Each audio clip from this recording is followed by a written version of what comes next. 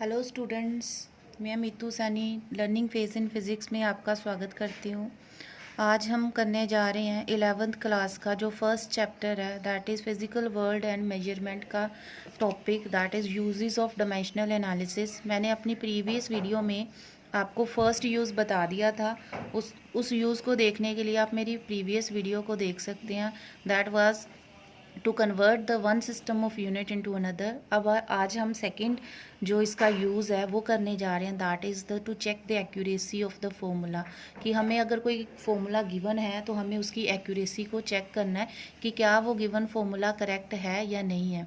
तो उसके लिए हम क्या करेंगे, जैसे हमारे पास कोई फॉर्मूला गिवन है तो हम पहले उसकी लेफ़्ट हैंड साइड को की डायमेंशंस देखेंगे, फिर उसकी राइट हैंड साइड की डायमेंशंस देखेंगे।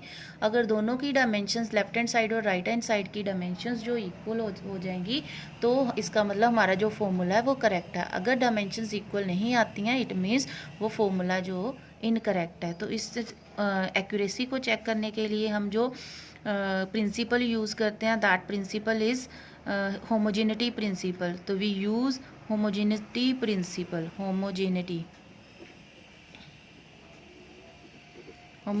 प्रिंसिपल हम यूज़ करते हैं इसके लिए।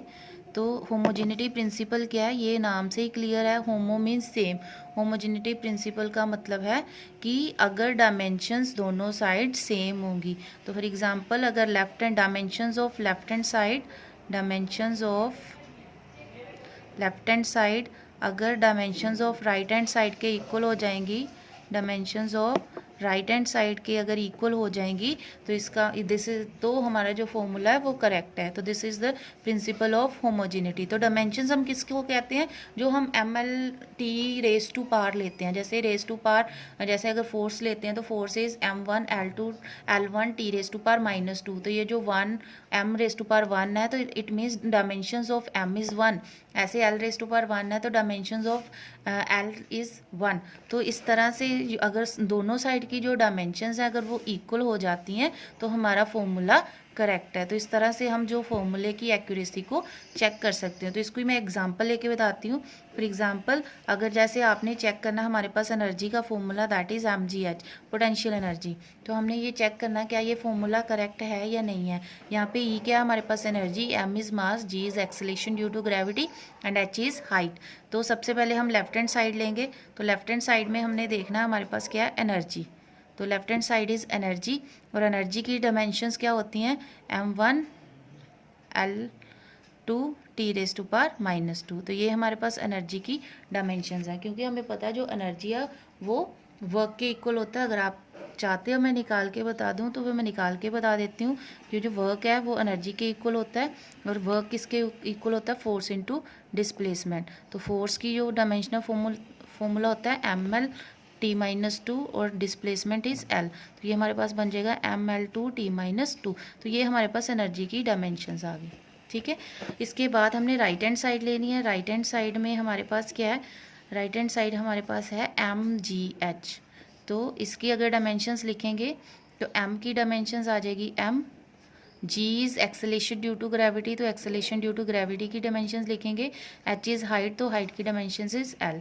तो ये बन जाएगा m l into L, L square T-2। तो अगर आप ध्यान से देखोगे लेफ्ट हैंड साइड की डायमेंशंस और राइट हैंड साइड की डायमेंशंस जो है इक्वल है। तो इसका मतलब ये जो फॉर्मूला है वो करेक्ट है। इसी तरह इस फॉर्मूले को करेक्ट शो करने के लिए हमें कुछ रूल्स फॉलो करने पड़ते हैं। तो फर्स्ट रूल क्या है इसका, जो रूल्स हम इसमें फॉलो करते हैं that is L plus L is equal to L. Mostly हम क्या देखते हैं कि L प्लस एल जो है 2L के इक्वल होता है। बट यहाँ पे डायमेंशंस में L प्लस एल 2L के इक्वल नहीं होता, ये L के इक्वल ही होता है। इसके दो रीज़न है। फर्स्ट रीज़न ये है कि अगर हम किसी लेंथ में लेंथ ऐड करते हैं तो वो रिज़ल्ट जो है हमारा लेंथ ही बनता है। सपोज़ करो ये मेरे पास लेंथ है, इसमें मैंने इतनी लेंथ और ऐड कर दी तो रिजल्टेंट मेरी इतनी लेंथ बन गई। तो दोनों ही लेंथ है, जब इनको ऐड किया जाता है तो हमारे पास रिजल्टेंट लेंथ ही आती है। बट इसका जो मैग्नीट्यूड है वो थोड़ा इंक्रीज हो जाता है। तो जैसे 2L बन जाएगी तो 2 एक मैग्नीट्यूड है जो ये बताएगा ये 2 टाइम्स हो गया इस लेंथ के। तो L plus L is L।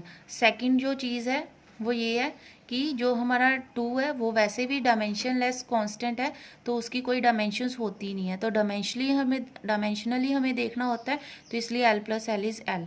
तो लेंथ में अगर हम लेंथ ऐड करते हैं तो हमें लेंथ ही मिलता है। इधर सेकंड रूल जो हम इसमें लगाएंगे that is L minus L is equal to L. तो L माइनस एल हमने ज़ीरो नहीं लेना होता डायमेंशंस में, हमने L माइनस एल ही लेना होता है, क्योंकि अगर हम इस लेंथ में से कुछ लेंथ को माइनस भी कर देंगे तो बाकी जो हमारे पास रिमेनिंग रह जाएगा वो लेंथ ही रहेगा, तो ये ज़ीरो नहीं होगा हमारे पास। तो ये डायमेंशंस के दो रूल हैं, ये सिर्फ लेंथ पे ही नहीं मैं बता रही हूँ, अगर टाइम के लिए, अगर मास के लिए, अगर वेलोसिटी के लिए, तो ये सेम रूल फॉलो करते हैं हम कि अगर सेम चीज़ सेम क्वांटिटी में, सेम फिजिकल क्वांटिटी में सेम फिजिकल क्वांटिटी अगर ऐड की जाए तो हमारे पास वही फिजिकल क्वांटिटी आ जाएगा, उसका मैग्नीट्यूड जो इंक्रीज़ होता है वो हम इसमें नहीं लिखते हैं। तो इसकी भी एक एग्जांपल मैं दे देती हूँ। तो जैसे मेरे पास क्वेश्चन है मेरे पास v square minus u square is equal to 2as, ये हमारे पास क्वेश्चन है, इसकी हमने एक्यूरेसी को चेक करना है। तो सबसे पहले हम लेफ्ट हैंड साइड लेंगे, लेफ्ट हैंड साइड में हमारे पास है v square minus u square. तो v is the final velocity, तो ये होता है LT माइनस 1, तो LT माइनस 1 का whole square minus U is also velocity, initial velocity, तो ये भी LT माइनस 1 का होल स्क्र। तो ये क्या आ जाएगा हमारे पास L square T minus 2, square खोल दो, L स्क्र T माइनस 2। तो देखो ये सेम क्वांटिटीज़ हैं, सेम क्वांटिटीज़ को जब माइनस करते हैं तो डायमेंशंस में वो सेम क्वांटिटी ही आ जाती है, तो हमारे पास ये आ गया। ऐसे ही राइट हैंड साइड लेंगे हम, राइट हैंड साइड में हमारे पास है 2as, तो 2 इज़ डायमेंशनलेस कांस्टेंट, तो इसकी डायमेंशंस नहीं आएगी। उसके बाद एक्सेलेरेशन है, एक्सेलेरेशन होता है LT माइनस 2, तो डिस्टेंस है, डिस्टेंस इज़ L, तो ये मेरे पास बन गया L square T raise to power minus 2। तो लेफ्ट हैंड साइड और राइट हैंड साइड दोनों इक्वल हैं, इसका मतलब फॉर्मूला इज़ करेक्ट। तो इस तरह से हम जो है एक्यूरेसी को चेक करते हैं कि फॉर्मूला करेक्ट है या नहीं है।